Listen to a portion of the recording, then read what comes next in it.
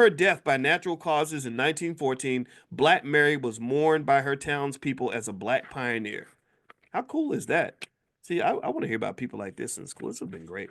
All right. Next, the first black naval hero. Robert Small was born a slave. A lot of y'all are veterans in here. First of all, shout out to the veterans. How many of y'all, if you're a veteran, shout yourself out. Thank you for your service. God bless you. I appreciate you so much.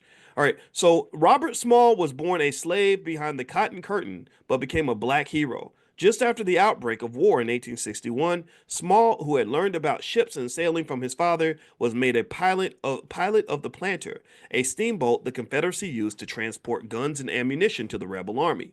On the night of May 12, 1862, the ship docked in the Charleston, South Carolina harbor, and the Planter's white officer went ashore. After alerting the 7 other African American seamen on board, Small donned a captain's dress uniform, took control of the ship, and steered it out of the Charleston harbor, past the guns of Fort Sumter, and into a northern port behind Union lines. This black man stole the damn ship. Wow. Neither the North nor the South commanded much of a navy, even though ships were vitally important to the moving of military troops, supplies, and weapons. So the Northern Union was delighted with Small's escape and military gifts. They needed the ship, its valuable cargo, and its skillful and courageous pilot. The Union Navy expressed its appreciation to Small by making him the chief pilot of the Planter.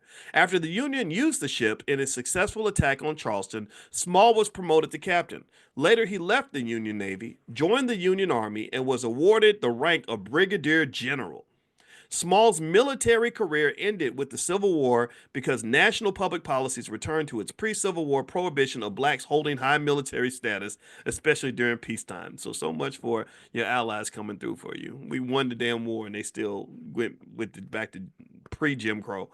Reconstruction policies offered Small an alternative career.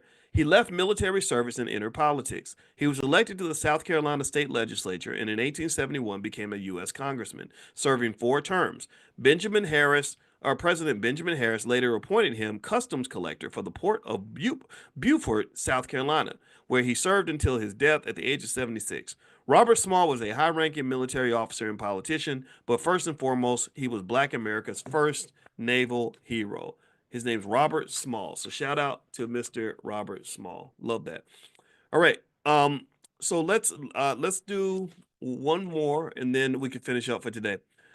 All right, black political heroes. Frederick Douglass was born a slave in 1817 to a white father and a black mother who gave him the name Frederick Augustus Washington Bailey. In 1838, as a young adult, he escaped from slavery. As a fugitive, Douglass became a militant political leader who spoke at abolition rallies throughout the North. When his best-selling autobiography, Narrative of the Life of Frederick Douglass, an American Slave, was published, he earned a reputation as an outspoken and eloquent black hero. Although Douglass was a political radical, he frowned upon black nationalism. He based his views and tactics on the principles of compromise and nonviolence. Those principles were adopted a century later by India's Mahatma Gandhi, who in turn served as a role model for Dr. Martin Luther King Jr., the Nobel Prize winning black civil rights leader. Prior to the Civil War, Frederick Douglass was the most prominent and respected black in America. But unlike John Brown, a white man who was willing to pay the ultimate price for black freedom to die for black people, Douglass did not match his rhetoric with action. Because Brown believed that black slaves would not join a group of freedom fighters led by a white man, he beseeched Douglass to join him on the raid on Harper's Ferry. Douglass refused to join Brown, arguing that the plan did not stand a chance of succeeding.